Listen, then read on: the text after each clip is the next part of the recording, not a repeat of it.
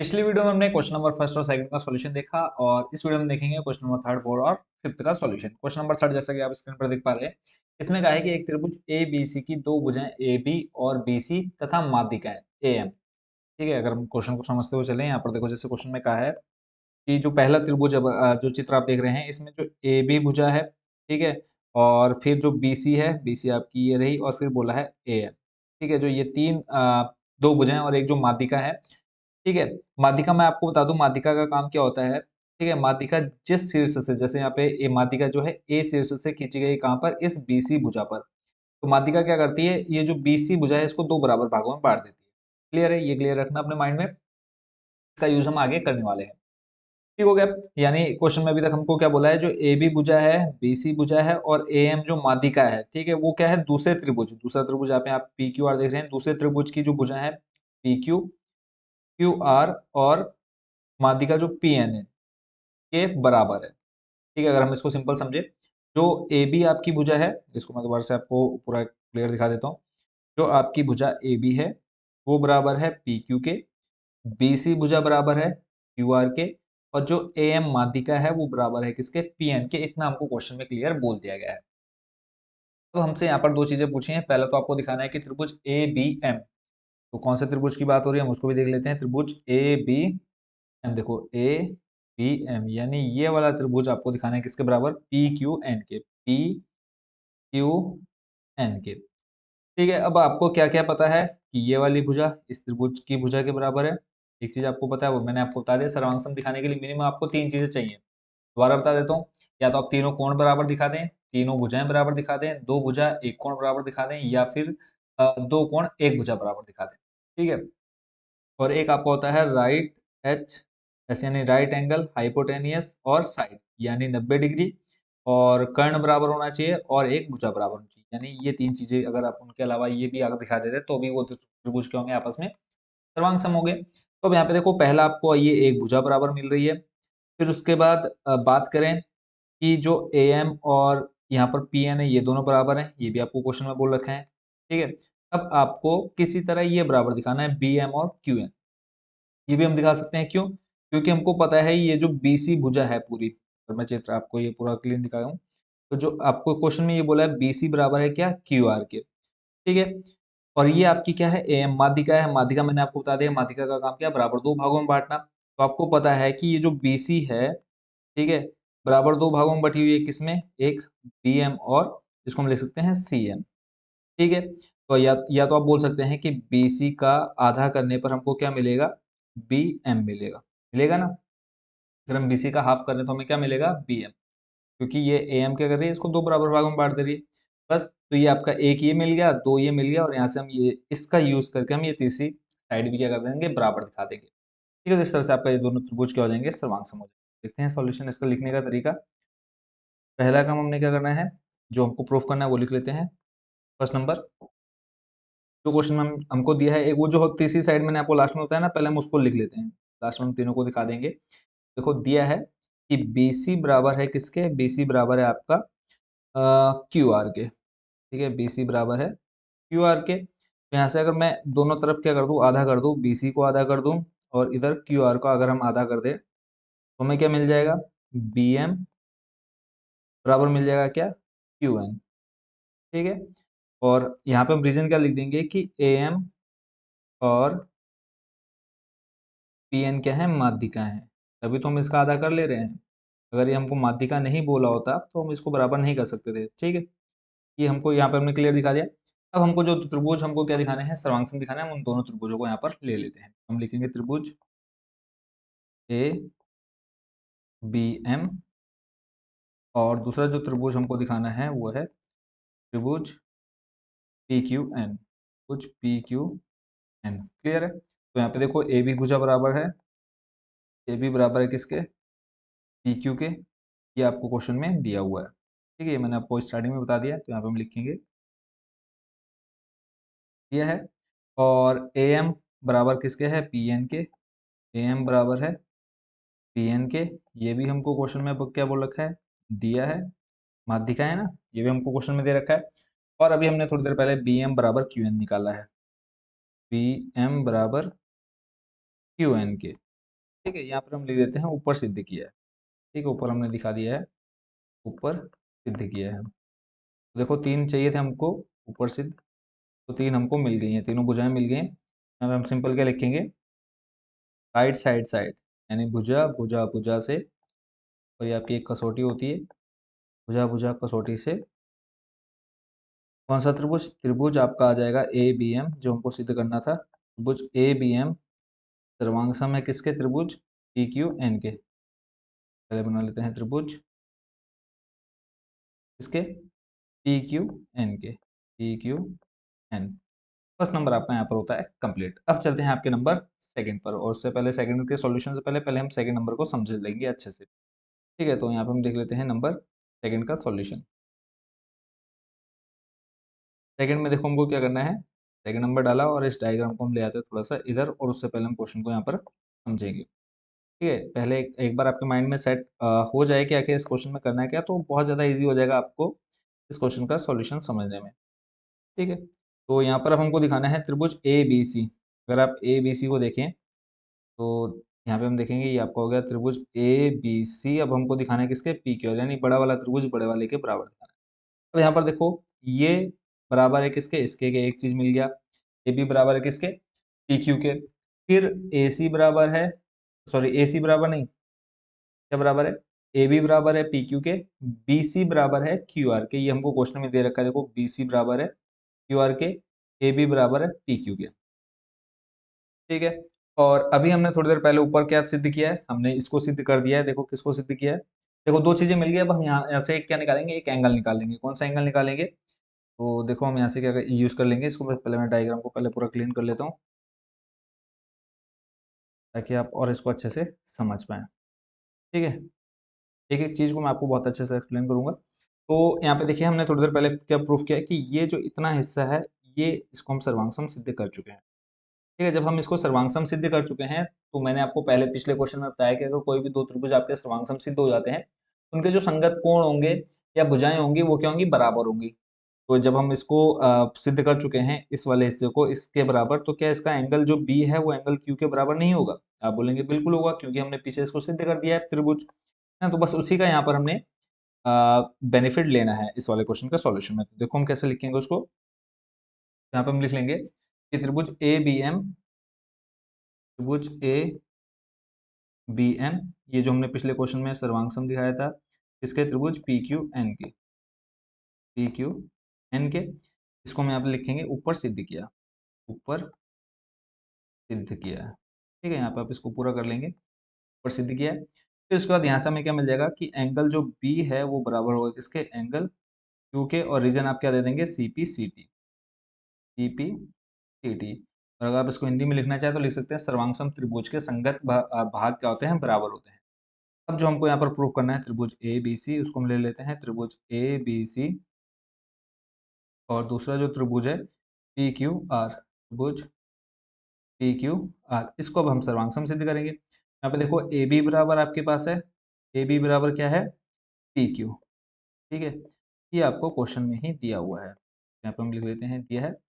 फिर उसके बाद बी सी बराबर क्यू आर दे रखा है, बी सी बराबर क्यू आर, ये भी आपको क्वेश्चन में दिया हुआ है।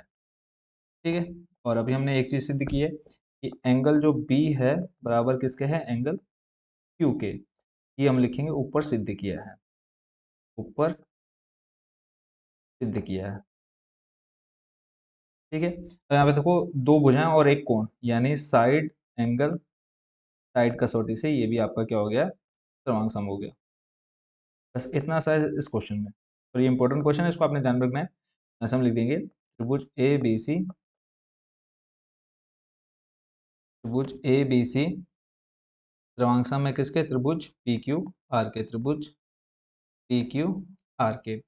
और यही दो चीजें आपको इस क्वेश्चन में प्रूफ करने के लिए बोला गया था। तो आप चाहें तो उसको यहाँ से इसलिए नोट कर सकते हैं, आपका नंबर फर्स्ट रहा और ये आपका नंबर सेकंड, और इस पूरे क्वेश्चन को आप अच्छे से समझ पाओगे। चलते हैं आपके नेक्स्ट क्वेश्चन नंबर 4 पर। क्वेश्चन नंबर 4 बच्चों आपके सामने है, ये भी बहुत ज़्यादा ईजी है। इसमें आपसे क्या कहा है, इसमें देखो आपको चित्र नहीं दे रखा है, तो चित्र यहाँ पे हम बना लेंगे। ध्यान से देखना आपने कि बीई और सी एफ एक त्रिभुज ए बी सी के दो बराबर शीर्ष लंब हैं। पहले तो आपने क्या देखना है, एक त्रिभुज देखना है ए बी सी। तो पहला काम हम यही कर लेते हैं कि जो हमको एक चीज़ बोल रखी है तो वो एक त्रिभुज हम यहाँ पर बना लेते हैं। पहले हम इसको समझ लेंगे, फिर उसके बाद बाकी का हिस्सा हम इसका देखेंगे। इसको हम बना लेते हैं वाइट, और जो लाइन है इसको थोड़ा सा कर लेते हैं।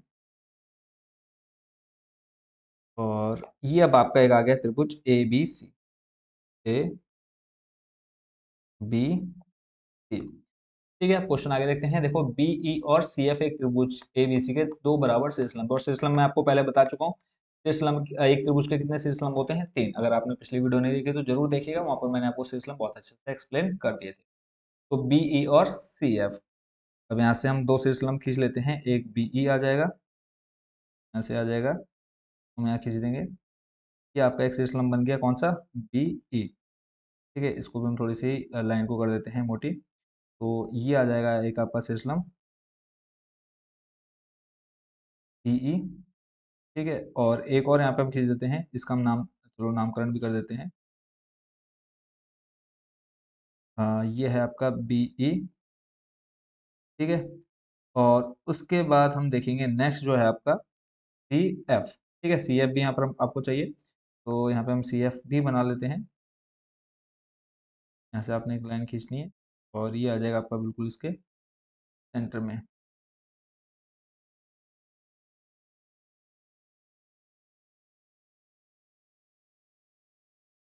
C F.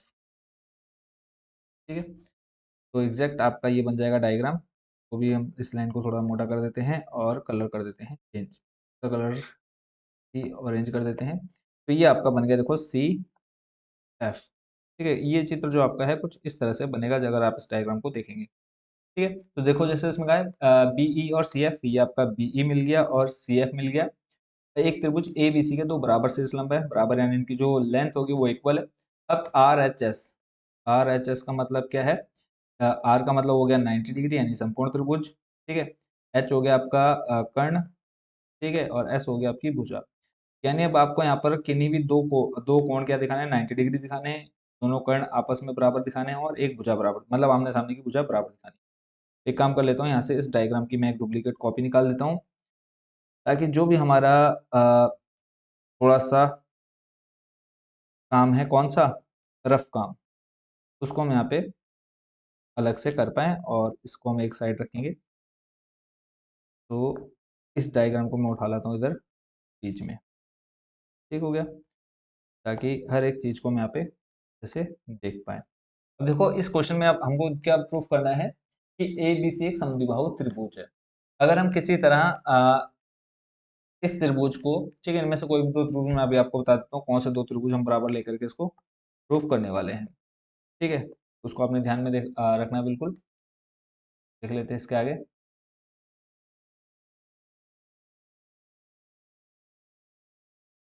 तो यहाँ से आप क्या करेंगे, इसको एक कॉर्नर पर ले लेते हैं। ये जो आप स्क्रीन देख रहे हैं इंटरनेट प्रॉब्लम की वजह से थोड़ा सा डिस्टर्ब हुआ, उसके लिए माफ़ी चाहूँगा। तो इसको हम यहाँ पर एक कर लेते हैं बिल्कुल कॉर्नर सेंटर में, और इसको मैं थोड़ा सा और कर देता हूँ शिफ्ट। ठीक है, अब ये आपको आरएचएस समझ में आ गया, यानी हमको इतना चीज चाहिए इस जो आपने डायग्राम बनाया है यहाँ से। क्लियर है? तो देख लेते हैं, सबसे पहला काम देखो। अब इसमें देखो ए बी सी को क्या दिखाना है? इस पूरे बड़े वाले त्रिभुज को समद्विबाहु दिखाना है। तो उसके लिए हम यहाँ पे लेंगे ऐसा कि जिसमें हमें आर एच एस मिल जाए। तो आप देखेंगे यहाँ से, अगर ध्यान से देखेंगे एफ बी सी। ठीक है, एफ बी सी अगर आप ध्यान से देखेंगे, देखो एफ हो गया, और उसके बाद आ गया बी, और ये सी, यानी एफ बी सी एक त्रिभुज आप ये लेंगे। ठीक है, उसके बाद दूसरा आप त्रिभुज लेंगे कौन सा? ई सी बी। देखो ई सी बी। ठीक है, ये दो क्लियर है।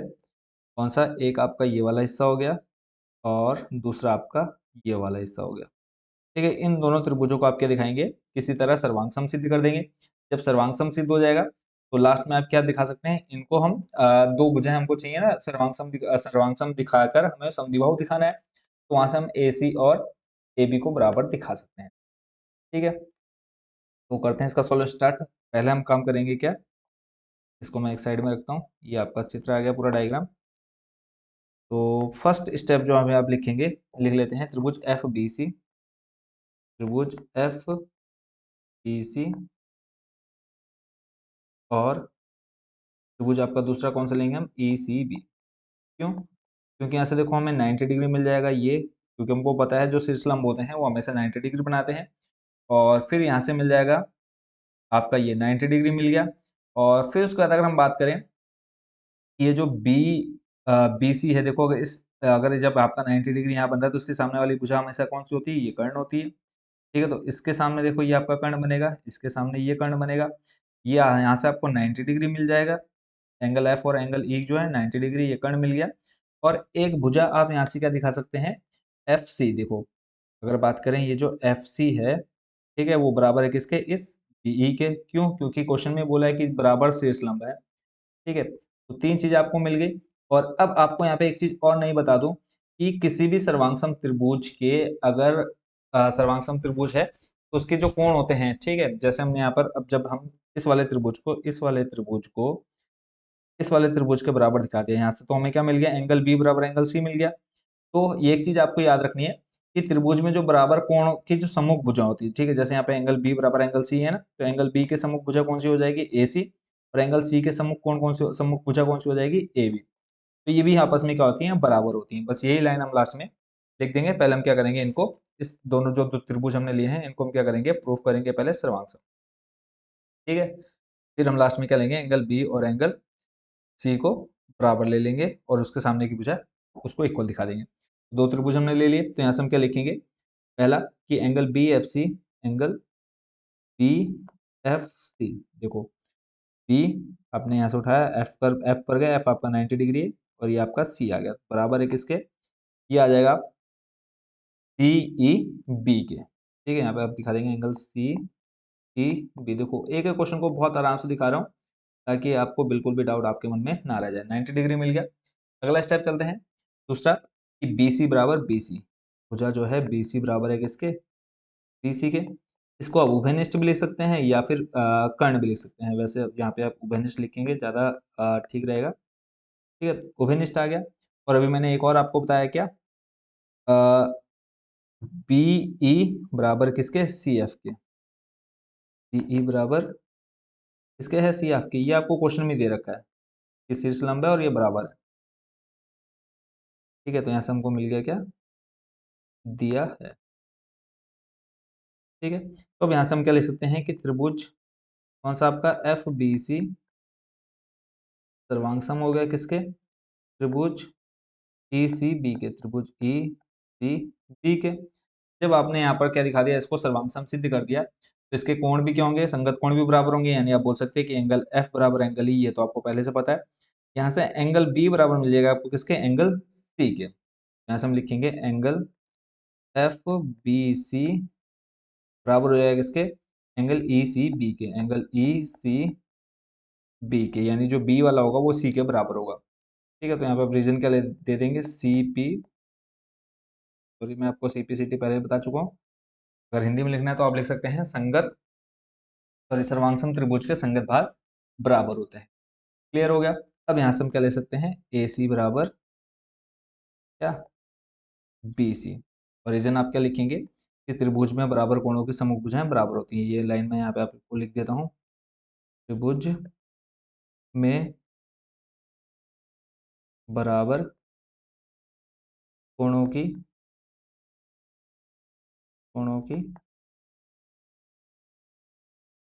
सम्मुख भुजाएं,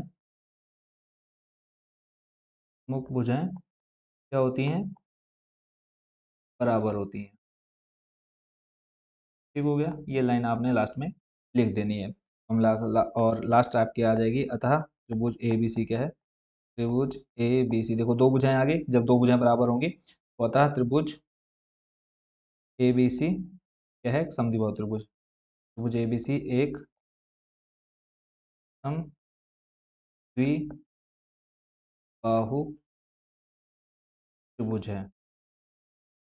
बस इतना आपको यहाँ पर दिखाना था। तो इसी के साथ आपका क्वेश्चन नंबर 4 कंप्लीट। चलते हैं नेक्स्ट और आखिरी क्वेश्चन, क्वेश्चन नंबर 5 पर। क्वेश्चन नंबर 5 में आपसे कहा है कि ए बी सी एक समद्विबाहु त्रिभुज है जिसमें ए बी बराबर ए सी।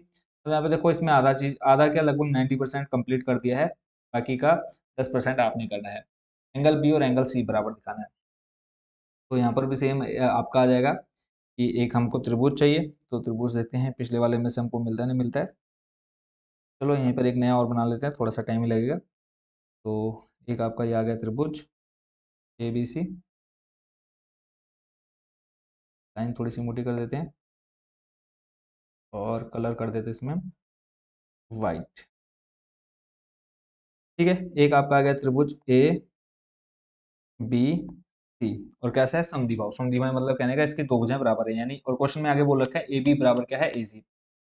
ठीक है, एक चीज ये आपको मिल गई, ए बी बराबर क्या है, ए सी के। फिर आगे चलते हैं, ए पी लंब है बी सी पर। ठीक है, और आगे एक चीज और लीजिए, आपको यहाँ पर मिल गई है कि ए पी लंब है, यानी 90 डिग्री डाल रहा है। 90 डिग्री कहने का मतलब है कि जो पी आएगा वो आपका इस जगह पर आ जाएगा। ठीक है, एपी जो लंब है वो किस पर है, पीसी पर।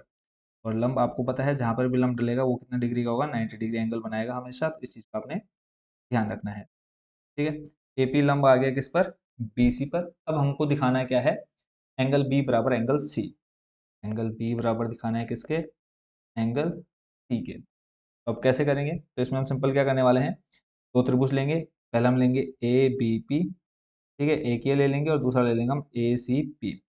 अब इसमें देखो हमको सर्वांग दिखाना है पहले, तो सर्वांग दिखाने के लिए क्या करेंगे, एक तो आपका ये बराबर है, ये आपको क्वेश्चन में दे दिया है। ठीक है, फिर जब लंब खींचा तो ये आपका 90 डिग्री होगा। ठीक है, ये इधर का 90 डिग्री इस वाले 90 डिग्री के इक्वल होगा, दो मिल गया, एक भुजा एक एंगल मिल गई। और फिर आप क्या बोल सकते हैं कि जो एपी भुजा है वो इस वाले त्रिभुज में भी देखो आपकी एक भुजा बन रही है और इस वाले त्रिभुज में भी एक भुजा बन रही है, तो यानी एपी क्या है, एक उभयनिष्ठ है। तीन चीजें मिल गई। ठीक है, तो बस यही हम लिखेंगे क्या, इन तीनों का यूज करके, ये जो त्रिभुज है सर्वांग है। और लास्ट में आपको पता है कि अगर कोई भी दो त्रिभुज आपस में सर्वांग है तो उनके जो संगत कोण या संगत भुजाएं होती है बराबर होती है, सीपीसीटी रीजन लिख के खत्म कर देंगे इसका सॉल्यूशन। ठीक है, तो इसको हम रखते हैं एक साइड में। पहला काम, तो त्रिभुज हमको दिखाना है, तो ए यहाँ पे हम ले लेते हैं त्रिभुज ए बी पी। त्रिभुज ए बी पी। और दूसरा त्रिभुज कौन सा आ जाएगा, ए सी पी। त्रिभुज ए सी पी में पहला आप क्या दिखा देंगे कि एंगल ए पी बी।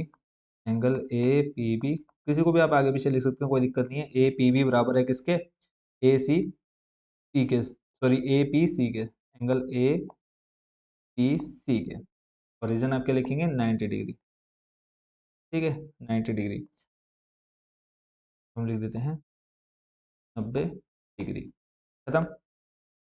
फिर अगले स्टेप में चलते हैं, नेक्स्ट वाले में देखो आपका क्या आ जाएगा, यहाँ पे हम लिख सकते हैं एपी बराबर,